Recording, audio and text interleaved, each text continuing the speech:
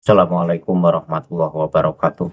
Apa kabar untuk seluruh penonton video saya dari Sabang sampai Merauke? Semoga selalu diberi keberkahan, rahmat, dimudahkan segala urusannya, serta diberi hidayah oleh Allah Subhanahu wa Ta'ala untuk orang-orang yang belum mendapatkannya. Kembali dalam kesempatan kali ini, saya akan mengkaji kitab yang ditulis oleh penulis Ba'alawi. Tentu saya tidak bosan-bosan untuk mengkaji serta menelitinya demi mencerdaskan seluruh muslim di Indonesia. Namun sebelum saya masuk pada pembahasan, untuk seluruh penonton dari manapun kalian yang belum subscribe channel saya, silahkan tekan tombol subscribe, kemudian like serta share video saya ke teman-teman kalian semua, agar yang belum tahu menjadi tahu. Yakinlah bahwa munculnya channel ini semata-mata untuk mengedukasi kepada seluruh muslim di Indonesia agar tidak terkena jerat doktrin-doktrin sesat oleh orang-orang yang mengaku sebagai keturunan Nabi serta membawa-bawa agama. Yang akan saya baca ini kitab Rosfatu Shoti yang dikarang oleh Abu Bakar Syihabuddin Al-Alawi Al-Hadrami. Saya menemukan satu cerita yang mana cerita ini katanya dinukil dari kitab Al-Huror. Namun setelah saya cek dalam kitab Al-Huror, ternyata cerita ini tidak ada. Entah Abu Bakar Syihabuddin ini menukil cerita ini dari mana. Ya kalau sekadar cerita biasa tidak saya persoalkan, ngarang pun tidak masalah. Tetapi ini cerita yang menyangkut dengan keyakinan umat muslim di seluruh dunia, sehingga perlu saya kritisi. Yang akan saya baca adalah kitab Rosfatu Shoti, halaman 286. Teksnya sebagai berikut. Amru Fatimata bi ikromil asrofi hikayatun ukhra an ba'dil asrofi min ali abi alawi radhiyallahu anhum qala zurtu ana wa ahatul asrofi bani alawi qabra syekh Sa'id ibni Isa al-Amudi rahmatullah alaih summa qafalna rojiin farorna ala ba'di qurat du'an fa'idha nahnu birajulin fa'idan nahnu birajulin solihin min hamadil qur'ani faqola ra'aitu al-barihata Fatimata Zahra radhiyallahu anha wa hiya yaqulu dan yakdumu alaika isnani min waladi fa akhbarnahu ana min bani alawi fabaka lidzalika farhan. Jadi ada cerita di sini. Ini masuk dalam bab perintah Siti Fatimah untuk menghormati para asrof. Artinya Fatimah ini katanya memerintahkan seluruh muslim di dunia agar menghormati seluruh dzurriyyah Rasulullah. Kisah lain dari sebagian bangsawan dari keluarga Abu Alawi. Ia berkata, aku dan salah seorang bangsawan dari Bani Alawi berziarah ke makom Syekh Sa'id bin Isa al-Amudi. Kemudian kami pulang dan melewati beberapa desa di Dauan. Di sana kami bertemu dengan seorang laki-laki soleh yang hafal Al-Quran. Kemudian laki-laki tersebut berkata, tadi malam aku melihat Fatimah Az-Zahra radhiyallahu anha. Lalu ia berkata, Fatimah maksudnya ini yang berkata. Perkataannya gimana? Besok ada 2 orang anakku akan datang kepadamu. Kemudian kami katakan kepadanya bahwa kami dari keluarga Bani Alawi. Lalu laki-laki yang soleh tersebut menangis karena gembira. Ini cerita ini 100% demi untuk mengglorifikasi klan Ba'alawi sebagai keturunan Rasul yang tersoheh. Dari cerita ini ada catatan kaki, yang dalam catatan kaki itu katanya dinukil dari kitab Hurorul Baha atau kitab Al-Huror di halaman 86 pasal yang kedua. Namun setelah saya cari dalam pasal tersebut sampai selesai pasal itu, saya tidak menemukan cerita semacam ini. Jadi ini cerita ngambil dari mana? Sedangkan dalam catatan kakinya katanya ngambil dari kitab Al-Huror.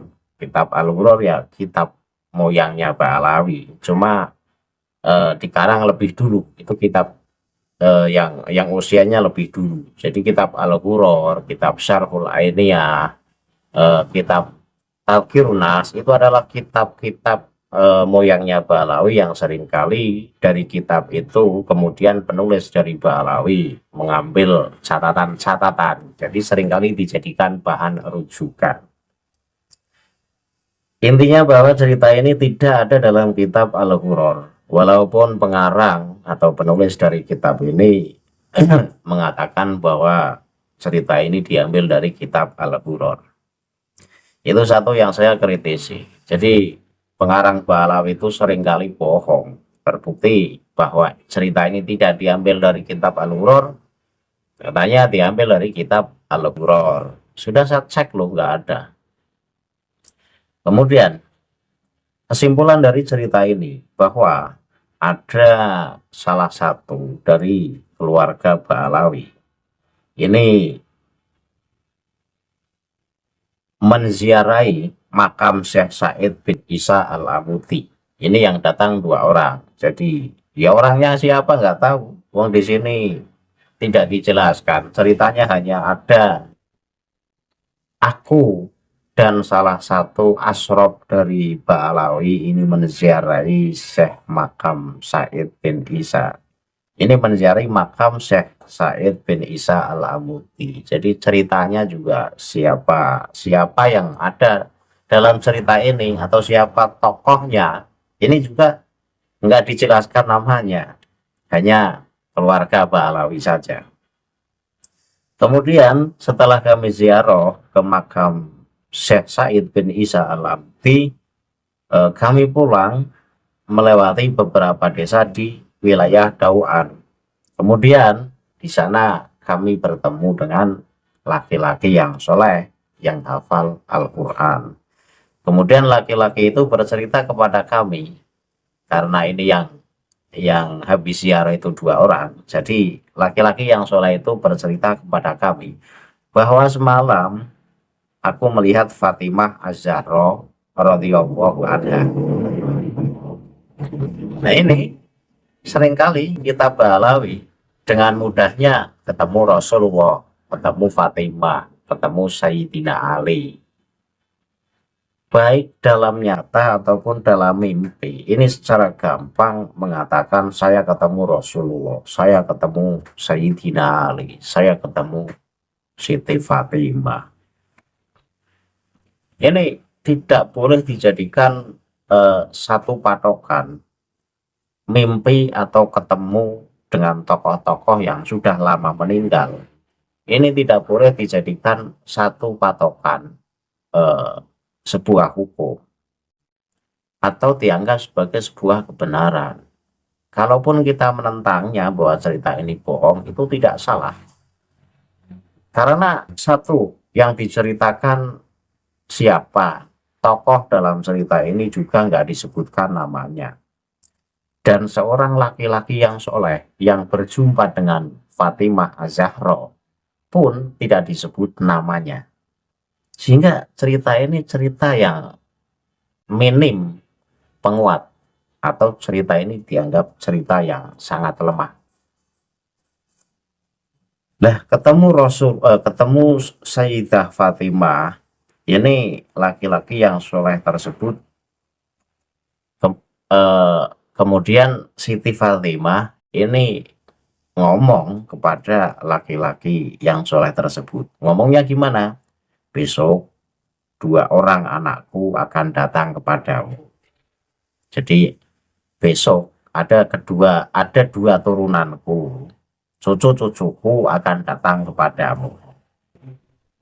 Kemudian kami yang baru saja pulang ziarah di makam Syekh Said bin Isa Al-Amudi yang ketemu dengan laki-laki soleh tersebut, kami ngomong, kami ini dari Bani Alawi.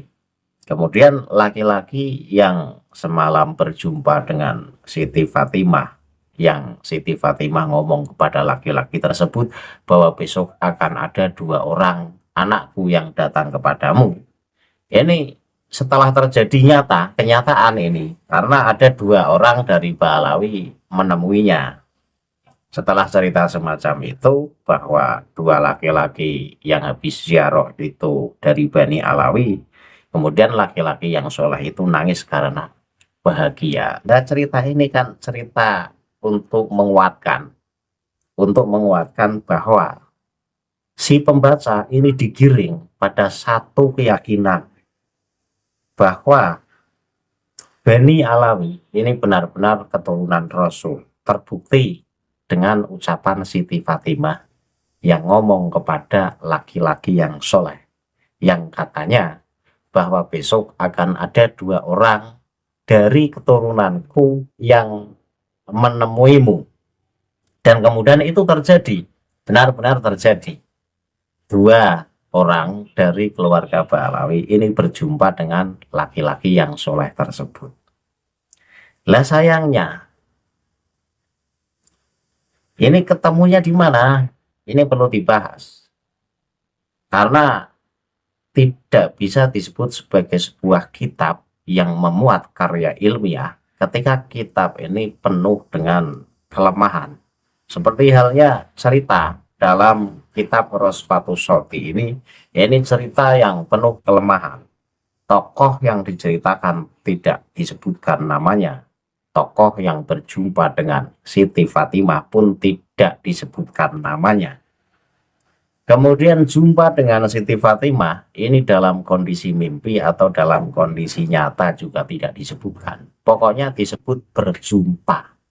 Nah, ini seringkali kitab-kitab Balawi mengatakan semacam ini. Berjumpa Rasulullah,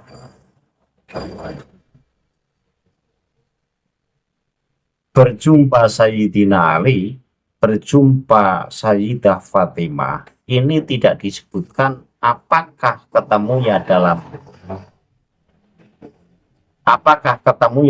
kondisi nyata atau ketemu dalam mimpi. Nah, ini kan sengaja menggiring satu opini bahwa klan Balawi itu adalah klan yang hebatnya luar biasa, sehingga dikabulkan ceritanya. Jika memang cerita ini pengen dianggap sebagai sebuah kebenaran, tentu tokoh dalam cerita ini dijelaskan namanya. Kemudian orang soleh yang berjumpa dengan Sayyidah Fatimah pun disebutkan namanya.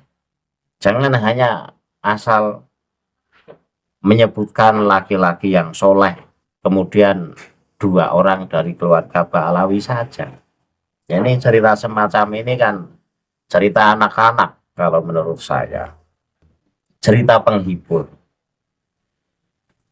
Lah, kesimpulan dari cerita yang saya baca ini, kesimpulannya adalah bahwa kelemahan dari kitab-kitab Balawi itu seringkali memuat cerita-cerita yang cerita itu sengaja tidak diperjelas, tetapi menggiring satu opini agar pembaca itu meyakini bahwa klan Balawi benar-benar keturunan Rasul dan punya keramat yang luar biasa. Ini mohon untuk diteliti oleh para kiai-kiai, oleh para gus-gus, agar tidak bosan meneliti dan membaca kitab-kitab karya Balawi. Nanti akan ketemu kejanggalan-kejanggalannya. Saya membaca kitab Syarhul Ainiyah, membaca kitab Ghurarul Baha, membaca kitab Rosfatus Sati, membaca kitab Uqudul Almas, itu memang setiap kali memuat cerita, itu ceritanya sengaja dikaburkan, tidak diperjelas, tetapi menggiring satu pemahaman, yang pemahaman itu pada intinya si pembaca agar makin yakin bahwa Balawi keturunan Rasul. Kemudian si pembaca meyakini bahwa keramat-keramat dari Bani Alawi ini keramat yang luar biasa dibandingkan keramat yang lain. Saya ini orang yang bukan berarti tidak percaya dengan keramat. Saya berkali-kali bilang saya itu orang yang percaya keramat. Tetapi menurut versi saya pribadi loh ini, bahwa keramat itu tidak harus selalu khariqul adat. Walaupun seluruh kitab dan seluruh kiai meyakini bahwa yang disebut keramat adalah satu kemuliaan dari Allah yang diberikan kepada para walinya, khariqul adat, yang menyimpang dari kebiasaan-kebiasaan. Tetapi bagi saya, bahwa keramat itu tidak harus khariqul adat. Apa dikira keramat itu sesuatu keajaiban-keajaiban yang luar biasa yang tidak bisa dicerna oleh akal manusia? Tentu tidak. Seseorang yang diberi keilmuan yang luar biasa oleh Allah Subhanahu wa Ta'ala, dan orangnya itu orang yang soleh, orangnya orang yang taat kepada Allah, itu bisa jadi disebut keramat. Sehingga keramat itu tidak selalu harus disebut sesuatu yang khariqul adat. Ya silakan, kalau tidak setuju dengan argumen saya, bantah. Karena pemahaman-pemahaman keramat itu sering kali saya baca selalu disertai dengan kata-kata khariqul adat. Tidak. Yang namanya keramat sendiri kan artinya kemuliaan. Kemuliaan dari Allah. Nah, cara Allah memberikan kemuliaan kepada hamba terkasihnya, ini tidak harus selalu khariqul adat. Ini perlu dipahami. Iya kan? Seseorang yang taat, yang dekat kepada Allah, kemudian diberi kekayaan yang luar biasa, dan kekayaannya itu dipakai untuk kemaslahatan umat, untuk dakwah Islamiyah, itu juga nanti bisa disebut keramat jika memang orang tersebut wali. Jadi tidak selalu keramat itu sesuatu yang khariqul adat. Lagi ya, jadi ini satu pemahaman baru. Memang mukjizat Rasul saja kan tidak harus khariqul adat. Satu, Al-Quran. Al-Quran itu adalah mukjizat terbesar Rasulullah, dan mukjizat yang paling besar di antara mukjizat-mukjizat para nabi.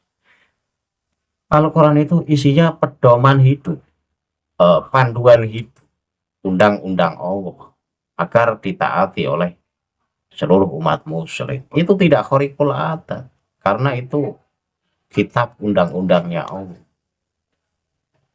Jika Al-Quran itu disebut sebagai sesuatu yang khariqul adat, yang akal tidak bisa mencerna, ya keramat tidak, ya Al-Quran tidak bisa dipelajari. Ya, cuma Al-Quran memang bahasanya luar biasa, bahasanya indah, sastranya tinggi, dan Al-Quran tidak bisa dijiplak oleh manusia, tetapi tidak khariqul adat. Nah, itu perlu dipahami. Jadi mukjizat saja ada yang tidak khariqul adat, tentu keramat pun tidak selalu harus khariqul adat. Seakan-akan bahwa keramat itu adalah kejadian-kejadian ajaib.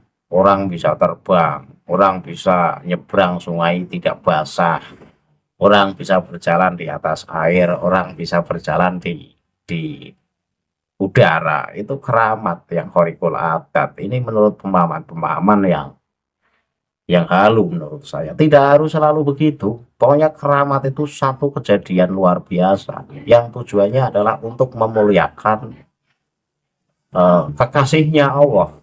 Dan Allah bebas memberi bentuk keramat tersebut. Bebas. Tidak harus terdefinisi.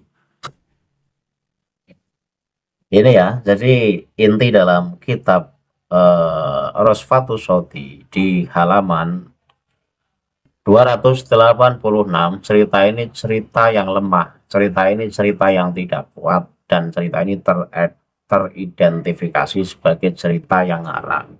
Hanya semata-mata untuk mengukuhkan bahwa Balawi benar-benar keturunan Rasul dengan bukti bahwa Siti Fatimah ngomong kepada laki-laki yang soleh yang dijumpainya, yang mana omongannya besok ada 2 orang dari keturunanku yang menjumpaimu, dan kemudian besoknya lagi laki-laki yang soleh itu ketemu dengan 2 orang yang habis ziarah di makam Syekh Said Al-Amudi. Kemudian 2 orang dari Alawi tersebut ngomong pada laki-laki soleh, saya dari Bani Alawi. Kemudian laki-laki yang soleh itu nangis, nangisnya bahagia. Bahagianya karena semalam itu ketemu Siti Fatimah, kemudian Siti Fatimah ngomong besok akan ada 2 anakku yang menjumpaimu, dan itu terjadi besoknya benar-benar ada 2 orang dari Bani Alawi yang menjumpainya. Lah ini cerita semacam ini itu cerita yang untuk menguatkan bahwa Balawi sebagai keturunan Rasul. Jalurnya jalur lewat ngimpi, jalurnya jalur lewat ngayal. Di saat ulama-ulama lain dalam membuat satu kekuatan hukum itu disertai bukti-bukti, disertai data-data yang kuat. Tetapi ulama-ulama Balawi tidak cukup ngomongnya saya ketemu Rasulullah, saya ketemu Sayyidina Ali, saya ketemu Sayyidah Fatimah, dan Sayyidah Fatimah ngomong begini, atau Sayyidina Ali ngomong begini, atau Rasulullah ngomong begini. Jadi gampang banget, enak banget orang-orang Balawi itu. Nah, kitab-kitab kayak gini kalau masih dikonsumsi, masih dipercayai para santri, ini kita dapatnya apa? Kita dapatnya hanya hiburan. Kita dapatnya hanya hiburan. Balawi itu bukan keturunan Rasul. Keturunan Rasul itu orang yang tidak suka mengaku-ngaku sebagai keturunan Nabi. Itu titik. Masa orang mulia justru tidak menunjukkan kemuliaannya. Orang mulia yang ngaku dirinya mulia itu kan orang yang tidak mulia. Wong Ta'limul Mutalim saja kan mengatakan man kola aliman fahuwa jahil. Ya orang yang mengaku dirinya alim saja disebut bodoh. Ya orang yang mengaku mulia berarti sebenarnya tidak mulia. Kan begitu. Jadi orang-orang yang mengaku ketol mengaku sebagai keturunan Nabi, fik itu bukan keturunan Nabi. Karena keturunan Nabi itu diam. Walaupun namanya tercatat di Nakoba Ashraf, karena memang keturunan Nabi harus dicatat di Nakoba Ashraf. Tapi dia tidak gembar-gembor dalam setiap ceramahnya ngaku saya ini keturunan Nabi, di dalam tubuh saya ada darah Rasulullah. Kamu harus hormat kepada saya. Itu sebagai bukti Anda menghormati dan memuliakan moyangku. Ini apaan? Yang dulu suka gembar-gembor kayak gitu sekarang sudah mulai cium. Sudah tidak berani ngomong seenaknya. Karena apa? Karena tidak bisa membuktikan bahwa dirinya dan klannya itu keturunan Rasul. Tes DNA kalau berani. Nggak berani. Karena apa? Ya karena hasilnya G. Lagi itu boro-boro keturunan Rasul Arab saja. Bukan.